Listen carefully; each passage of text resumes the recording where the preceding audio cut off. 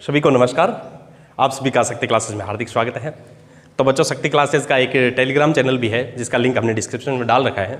वहाँ से आप टेलीग्राम चैनल को भी ज्वाइन कर सकते हैं, जिसमें आपको वीडियो लगातार और नियमित मिल सके। और बाकी कक्षाओं और अपने पीछे के जो चैप्टर्स हैं उनके लिंक भी हमने इस डिस्क्रिप्शन में डाल रखे हैं। प्रत्येक वीडियो के डिस्क्रिप्शन में डाले गए हैं ताकि वीडियो पर आप पहुँच सके जल्दी और अपना अध्ययन है वो सुचारू रूप से रख सकें। तो बच्चों, यदि अपने देखें कि अपने बहुत एक अहम कक्षा में बैठने जा रहे हैं। कक्षा 10 अपने आप में बहुत ही एक महत्वपूर्ण कक्षा है, जिसके आधार पर अपने आगे का जो रास्ता है वो निर्धारित होगा कि अपने किस दिशा में आगे बढ़ने वाले हैं कक्षा 10 के बाद।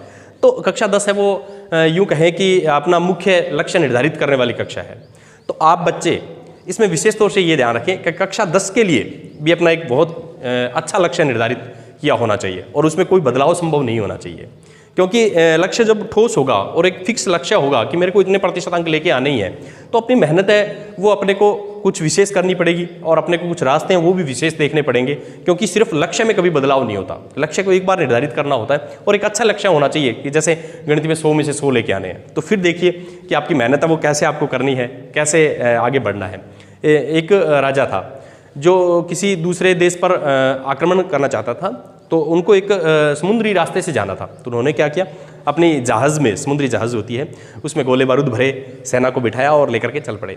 वहाँ जाकर के उन्होंने सभी सैनिकों को आदेश दिया कि गोले बारूद उतार लिए जाए, यानी जहाज़ है अपने उनको खाली कर दिया जाए। खाली करने के बाद उनको जला दिया जाए। सभी को आश्चर्य हुआ कि ऐसा कैसे, भी अपने जहाज़ को जला क्यों रहे हैं, अपना सेना कमज़ोर हो जाएगी उससे। फिर उसके बाद जलाने के बाद उन्होंने अपनी सेना को संबोधन दिया कि अब आपके पास केवल एक ही विकल्प बचा है वापस जाने का, वो है जीत। यदि आप जीतते हैं तो वापस जा पाएंगे। तो देखो, ऐसा ही लक्ष्य होना चाहिए कि जिसको निर्धारित कर लिया उसके लिए अब क्या करना है, कैसे अपने को आगे बढ़ना है। अपने को लक्ष्य की प्राप्ति के लिए बहुत मेहनत करनी चाहिए। बहुत मेहनत अपने करेंगे तभी उस लक्ष्य को हासिल कर पाएंगे। तो ऐसा ही लक्ष्य आपका होना चाहिए। तो चलिए आगे बढ़ते हैं। आज अपने कक्षा 10 के विद्यार्थियों के लिए मूलों की प्रकृति, यानी अपने देख रहे थे द्विघात समीकरण। कोई भी द्विघात समीकरण लिखता हूँ मैं। सपोज कीजिए कोई द्विघात समीकरण है मेरे पास, तो द्विघात समीकरण। तो द्विघात समीकरण को यदि मैं देखूं तो अपने मुख्यतः इस रूप में लेते हैं ax² bx + c = 0। ये द्विघात समीकरण है। अब द्विघात समीकरण के अपने को पता है कि दो मूल होंगे, ठीक है। वो दो मूल कैसे होंगे, वो दोनों या तो वास्तविक हो सकते हैं या वास्तविक नहीं होंगे। कई बार अपने देखते हैं दोनों मूल बराबर भी आए हैं, देखिए ना अपने सवालों में। तो वो कब होते हैं, कहाँ से पता चलता है ये सब, ये कैसे अपने ज्ञात कर सकते हैं बिना हल किए। यदि आपको बताना पड़े तो आपके पास क्या तरीका हो सकता है उसको, वो चीज़ आज अपने को पढ़नी है। वो है मूलों की प्रकृति। इस सवाल को हल किए बिना, उसके मूल ज्ञात किए बिना ही पहले से ही बता देना कि इसके मूल वास्तविक होंगे या काल्पनिक होंगे, यानी वास्तविक नहीं होंगे, या फिर यूं कहूं कि वास्तविक भी हैं और समान भी है। कई जगह आपने देखा है कि मूल समान भी आए हैं। वो कब होता है, कैसे होता है, ये चीज़ आज अपने इस वीडियोस में सीखेंगे। तो देखो बच्चों, ये अपने पास द्विघात समीकरण का व्यापक रूप है। यदि मैं इसके मूल ज्ञात करने के लिए द्विघाती सूत्र का उपयोग करूं तो इस तरह से है। द्विघाती सूत्र x - b ± b² - 4ac/2। ये अपने पास द्विघाती सूत्र है, जहां पर अपने क्या किया था, b² - 4ac को छोटा करके लिखा था। कैसे, इसको विविक्तिकर के रूप में अपने लिखा था d में अपने लिखा था b² - 4ac, यानी अपने इसको पूरे को d मान लिया था ताकि अपना सूत्र इस तरह से आ गया था। फिर आपने देखा था कि या आपने यूं लिख दिया था फिर इसको कि x बराबर -b ± √d/2a। ये सूत्र अपने बनाया। ये कब बनाया, विविक्तिकर d, यानी b² - 4ac को अपने d लिखा था, ये किया था ना, तब ये सूत्र बना। तो अब देखिए कहां से अपने इसमें जो मूल वास्तविक है, वास्तविक नहीं है, ये बातें कहां से निर्धारित होती है, ये चीज समझनी आज अपने को। तो बच्चों देखो, ये जो पार्ट्स है b² - 4ac, इसका मान यदि 0 आ गया तो ये पूरा पार्ट 0 हो जाएगा, सिर्फ मूल यही बचेगा। यदि ये धनात्मक आ गया तो धनात्मक का अंडर रूट संभव है, वास्तविक संख्या होती है। यदि ये ऋणात्मक आ गया तो वास्तविक नहीं होता, कि ऋणात्मक संख्या का यदि अपने वर्गमूल ज्ञात करें तो अपने को पता है वास्तविक संख्या नहीं होती। तो सारा कुछ इसी पर निर्धारित है, कहने का मतलब इस डी पर ही निर्धारित है, विविक्तिकर जो है उस पर ही निर्धारित है सब कुछ। तो ये कैसे पता चले अपने को कि इसका मान क्या आए, तो कैसे होते हैं मूल। तो इसके लिए देखो बच्चों, 3 पोजीशन अपने पास, 3 स्थितियां बन सकती है। एक तो मैं यूं देखूं, इसका मान धनात्मक आ सकता है, यूं लिखे ऋणात्मक आ सकता है। एक अपने यूं लिखे, इसका मान 0 आ सकता है। एक मैं यूं लिखूं, इसका मान धनात्मक आ सकता है। 3 ही तरह के मान आ सकते हैं, या तो 0 आएगा, या 0 से बड़ा आएगा, या 0 से छोटा आएगा। या इसको गणितीय रूप में लिखूं तो मैं यूं लिख सकता हूं बी स्क्वायर माइनस 4ac का मान 0 से छोटा रह सकता है, बी स्क्वायर माइनस 4ac का मान 0 के बराबर हो सकता है, बी स्क्वायर माइनस 4ac का मान 0 से बड़ा रह सकता है। तीन ही पोजीशंस है, ये मैंने शब्दों में लिख दी और ये मैंने गणितीय रूप में दर्शा दी। धनात्मक का मतलब यही होता है 0 से बड़ा, यही तो अपने संख्या रेखा पे देखते हैं, और 0 का मतलब बराबर 0 है, और ऋणात्मक का मतलब 0 से छोटा। 0 से छोटी संख्या सारी ऋणात्मक होती है, तो 0 से छोटा। तीन तरह के मान आपके पास आ सकते हैं। अब देखो बच्चों, यदि ऋणात्मक आ जाए, इसका मान ऋणात्मक आ गया तो ऋणात्मक का अपने वर्गमूल करेंगे तो वास्तविक संख्या नहीं होती ना, तो इसका मान वास्तविक नहीं होगा, मूल वास्तविक नहीं होंगे, मूल वास्तविक नहीं होंगे। ठीक है, और धनात्मक आ गया तो अपने को पता है मूल वास्तविक होंगे, मूल वास्तविक होंगे। अब देखो बच्चों, यदि शून्य आ जाए तो क्या होगा? अब देखो, आप इस पे सोच के देखो, यदि शून्य आ जाए तो क्या होगा? शून्य आ गया तो ये पार्ट 0, पूरा पूरा ये पूरा पूरा 0, तो -b/2 ये बस एक ही मूल। तो मैंने तो अपने तो ये पढ़ा था द्विघात समीकरण के दो मूल होते हैं, एक मूल कैसे? तो बच्चों यहां पर ये है कि मूल वास्तविक तो है, क्योंकि वास्तविक नहीं वाला तो पार्ट ही खत्म हो गया, वो तो 0 हो गया, वो तो हट गया। तो मूल वास्तविक है, परंतु मूल समान भी है, दोनों मूल है, उसी को रिपीट करेंगे अपने। तो मूल वास्तविक व समान होंगे। तो ये तीन स्थितियां बच्चों आपके पास बनती है। ये किस पर निर्धारित करनी है? इस विविक्ति का डी पर निर्धारित करती है। यानी किसी भी समीकरण के अपने को मूलों की प्रकृति देखनी है तो केवल आप डी का मान ज्ञात कीजिए, और आप डी का मान ये देख लीजिए धनात्मक है या ऋणात्मक है या शून्य है, उस पर अपने का निर्धारण है, उसी से अपने बता सकते हैं सवाल को बिना हल किए। क्योंकि कई बार अपने ऐसे सवाल आते हैं कि मूलों का अस्तित्व है तो ज्ञात कीजिए, तो अपने वहां विविक्ति का डी तो ज्ञात कर रहे थे, तो वही सवाल है बच्चों, उन्हीं को रिपीट आज अपने करेंगे। तो इस तरह से तीन जो टाइप्स है वो बनते हैं, यानी बी स्क्वायर माइनस 4ac के तीन तरह के मान बनते हैं। तो चलिए इसको एक उदाहरण की सहायता से अपने समझने का प्रयास करेंगे। लेते हैं एक उदाहरण। तो बच्चों मैं यदि एग्जाम्पल नंबर 16 की बात करूं तो जिसमें दिया गया है कि द्विघात समीकरण 2x² माइनस 4x प्लस 3 = 0 का विविक्तिकर ज्ञात कीजिए। कहने का मतलब डी का मान ज्ञात कीजिए। तो देखिए इस सवाल को कैसे ज्ञात करना है, कैसे हल करेंगे। बिल्कुल आसान सा सवाल है। 2x² माइनस 4x प्लस 3 = 0, ये अपने पास द्विघात समीकरण आ गए। तो सबसे पहले आपको बच्चों इसमें a b c के मान ज्ञात करने हैं। तो क्या आप मेरे को बता सकते हैं a क्या होता है? तो यहां पर यदि देखूं तो a है x² का गुणांक, b क्या होता है? x का गुणांक, और c अचर पद यानी संख्या जो है। ठीक है, तो देखिए बच्चों कैसे, इसमें a का मान क्या होगा बताइए आप लोग? a का मान 2 होगा। b का मान क्या होगा? b का मान 4। बच्चों ध्यान से देखिए, b का मान -4 होगा। यहां पर इस चिन्ह को भी साथ रखना है। तो इस तरह की छोटी छोटी बातें उनको भी अपने ध्यान में रखेंगे। तो b का मान हो गया -4 और c का मान 3। अब ये करें विविक्तिकर ज्ञात कीजिए, d का मान अपने को ज्ञात करना है। तो d का मान है, देखिए बच्चों, d बराबर b² माइनस 4ac। तो ये हो गया अपने पास -4 का वर्ग, और 4 गुणा में 2 गुणा में 3, 4 चौके 16। माइनस का वर्ग है वो प्लस होता है, -4 का वर्ग यदि करेंगे तो प्लस के 16 आएंगे। ठीक है, तो ये मैंने 16 लिख दिया। 4 दूनी 8 तिया 24। अब बच्चों माइनस के 24 है और प्लस के 16 है, तो माइनस के ज्यादा है ना? कितने ज्यादा है माइनस के? 8 अंक ज्यादा है, तो ये आ गया -8। तो अब आप बताइए विविक्तिकर का मान है वो ऋणात्मक आया है। यदि मैं यूं देखूं, यहां b² माइनस 4ac है वो 0 से छोटा है, तो आप क्या कह सकते हैं? ऋणात्मक है, कहने का मतलब छोटा है, तो मूल कैसे होंगे? मूल बच्चों वास्तविक नहीं होंगे। अतः मूल वास्तविक नहीं होंगे, कोई भी मूल है वो वास्तविक नहीं होगा, वास्तविक नहीं होंगे। इस तरह से बच्चों अपने मूलों की प्रकृति वो ज्ञात कर सकते हैं। यानी यही तो लिखा है इसने, फिर मूलों की प्रकृति। तो मूलों की प्रकृति ये देखो, इसमें विविक्तिकर ज्ञात कीजिए, तो ये विविक्तिकर ज्ञात हो गया, -8 आ गया। मूलों की प्रकृति, तो इसके आधार पे अपने को बताना है -8 आए तो क्या होता है। तो बच्चों यहां ध्यान रखना है कि यदि ऋणात्मक मान आया है तो सीधा ही आप लिख सकते हैं, या -8 देखते ही आप लिख सकते हैं मूल वास्तविक नहीं होंगे। अपने को पता है कि यदि -8, ये तो मैंने कंडीशन से लिख दी है, इसमें स्थिति लिख दी है कि b² माइनस 4ac यदि 0 से छोटा है तो मूल वास्तविक नहीं होंगे। इस तरह से अपने मूलों की प्रकृति वो ज्ञात कर सकते हैं। चलिए लेते हैं अगला उदाहरण। तो अगला उदाहरण यदि अपने देखें, उदाहरण नंबर 17 के जो है उसमें दिया गया है कि 13 मीटर जो व्यास वाला एक वर्ताकार पारक की परिसीमा, यानी 13 मीटर व्यास का एक वर्ताकार पारक है। ये देखिए 13 मीटर व्यास का एक वर्ताकार पारक दे रखा है। ठीक है, कि एक बिंदु पर एक खंबा इस प्रकार गाड़ना है। ये कह रहा है इसके बिंदु पर एक खंबा गाड़ना है अपने को।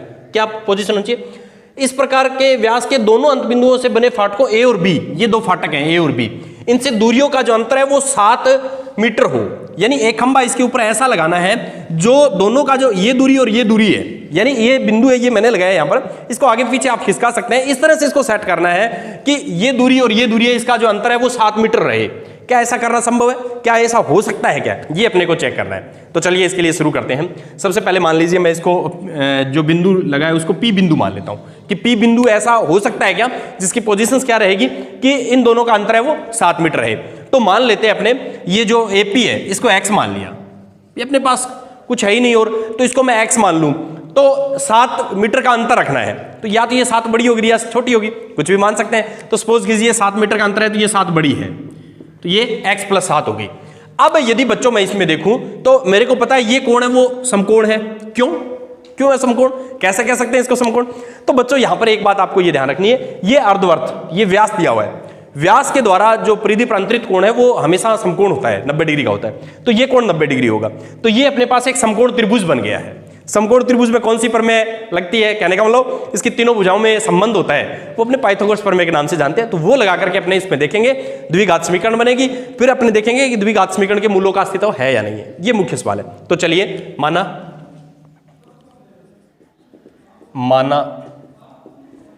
AP x तो BP x + 7, क्योंकि प्रश्न में दिया हुआ है कि अंतर 7 है तो मैंने 7 ज्यादा कर दिया। तो अब यदि मैं x + 7 में से x घटाऊंगा तो मेरे पास 7 ही आएगा।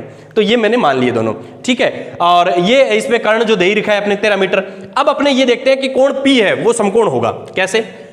यहां कोण P बराबर 90 डिग्री, क्योंकि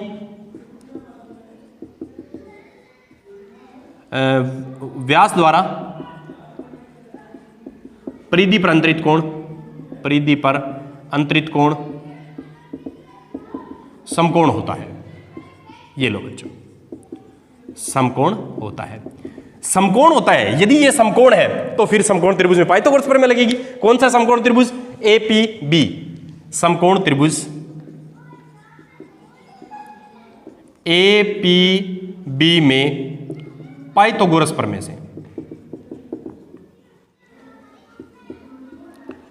पता लग गया ये समकोण त्रिभुज क्यों है। क्योंकि देखो कई सवाल में बताया नहीं है समकोण त्रिभुज है, ये अपने को ध्यान देना क्योंकि ये बार बार कह रहा है कि व्यास है। ये देखो पहली लाइन में ही बताया 13 मीटर व्यास, ये व्यास है, व्यास के दोनों सिरे मिलकर के परिधि पर कोण बना रहे हैं। तो व्यास कहीं भी यहां कोण बनाए चाहे यहां बनाए, कहीं बनाए परिधि पर, व्यास के द्वारा अंतरित कोण है या अर्धवर्त के द्वारा अंतरित कोण है वो हमेशा समकोण होता है। यदि ये समकोण है तो अपने पाइथागोरस प्रमेय लगाएंगे। तो पाइथागोरस प्रमेय क्या होती है बच्चों?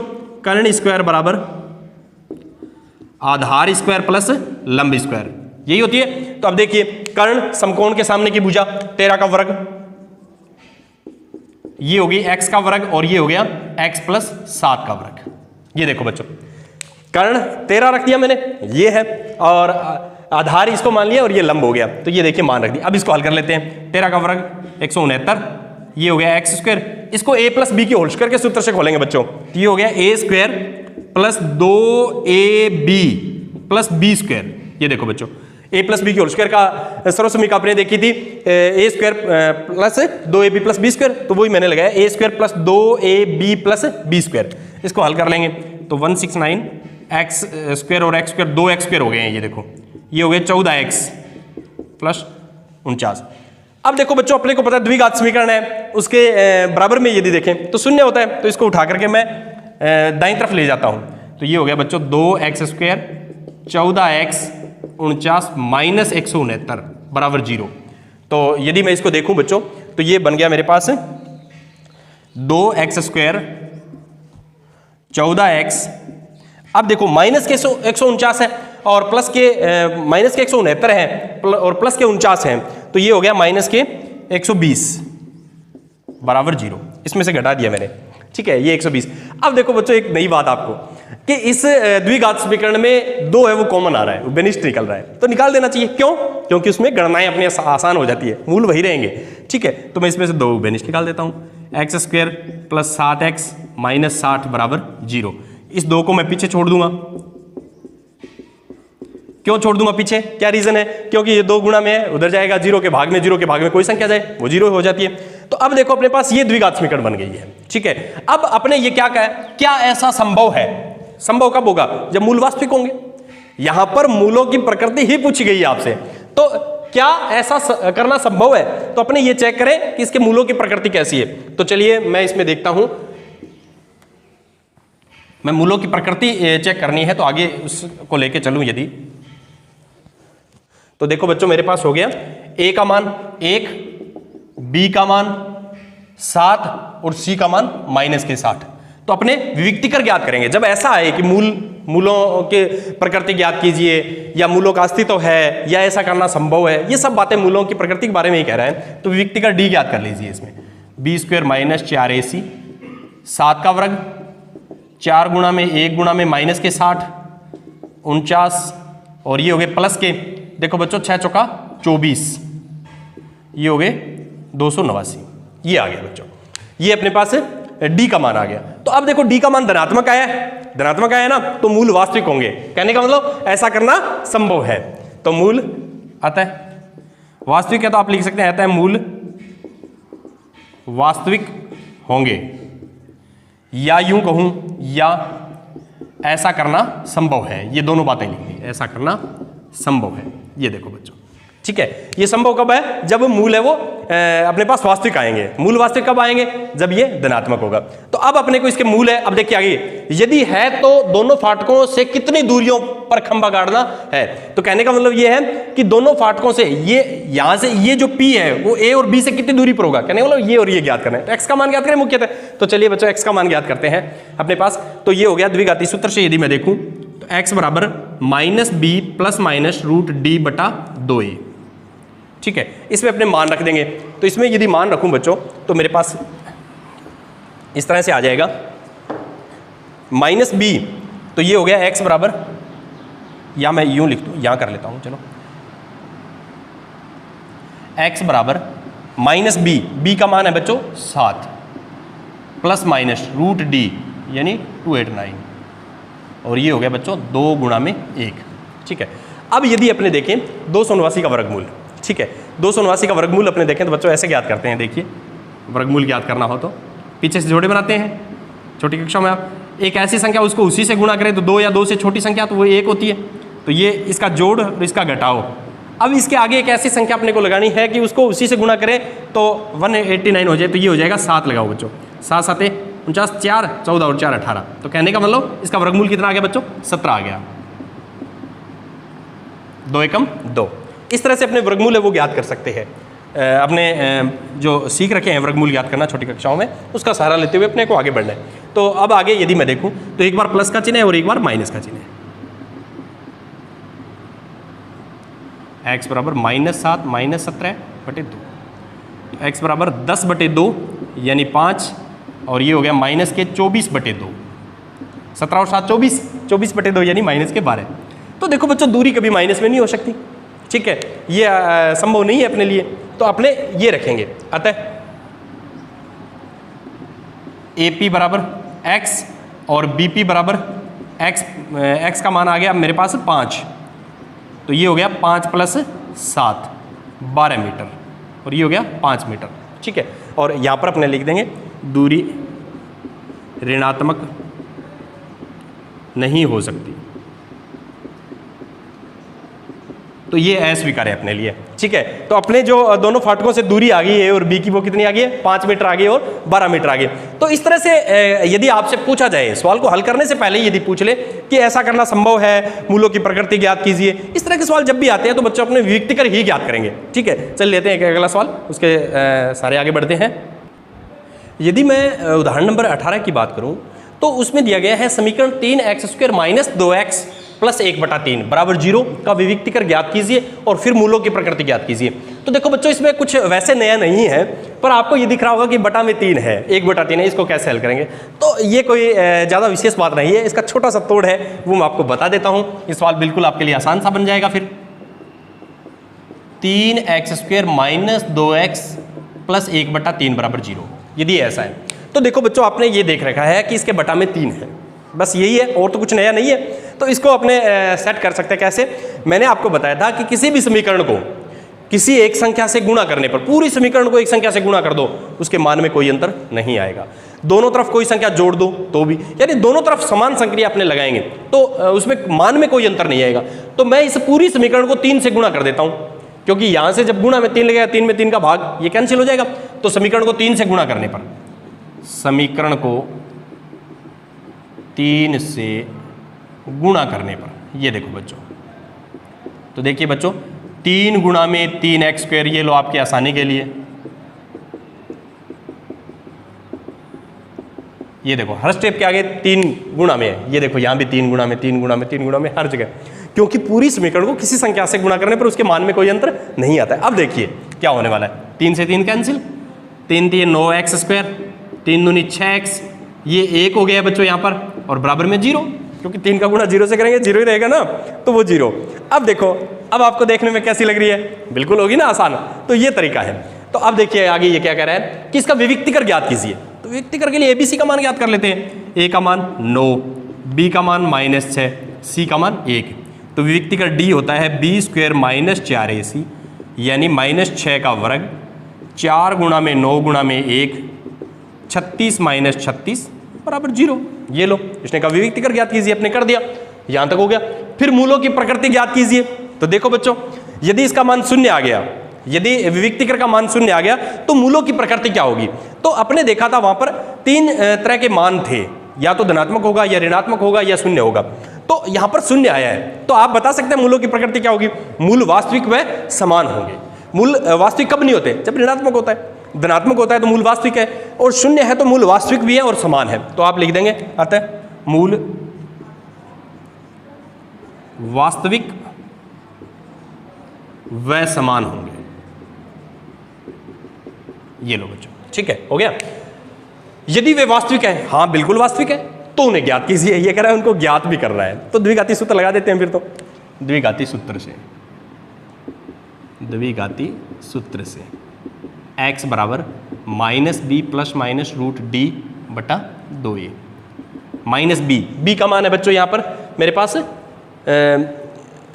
-6, -6 + -√d, d का मान है बच्चों 0। 2a का मान बच्चों दे रखा है मेरे पास है 9। यहां से देखेंगे ना अपने, तो यहां से देख रहे हैं, ठीक है। तो चलिए देखो, ये हो गया माइनस माइनस प्लस हो गया, माइनस को माइनस से गुणा करते हैं तो प्लस ही होता है ना। अब देखो बच्चों 0 है, 0, उसका वर्गमूल क्या होता है, 0 का वर्गमूल 0 ही होता है, तो ये तो 0 हो गया। तो ये लीजिए बच्चों 0/18। तो कहने का मतलब मेरा 6/18 यानी 1/3, 6 के बाद। अब अपने देखें कि मूल, देखो आपने क्या लिखा है, मूल वास्तविक का समान होंगे। एक ही मूल आया है, तो जब एक मूल आता है तो अपने क्या करते हैं, उसको रिपीट करते हैं, 2 बार लिख देंगे। आता है x बराबर 1/3 और 1/3, ये 2 मूल आ गए हैं, दोनों समान है, क्योंकि आपने पहले ही बता दिया था। तो ये खास बात है विविक्तिकर D की, कि जिसको ज्ञात करके अपने पहले ही घोषणा कर सकते हैं, भविष्यवाणी कर सकते हैं उस द्विघात समीकरण की कि उसके मूल्य हो कैसे होंगे। तो है ना रोचक। तो इस तरह से बच्चों अपने विभिन्न ये जो तोड़ कह सकते हैं द्विघात समीकरण के, उनको ध्यान में रखना है कि यदि अपने को मूलों की प्रकृति पूछे तो सिर्फ अपने यही करेंगे।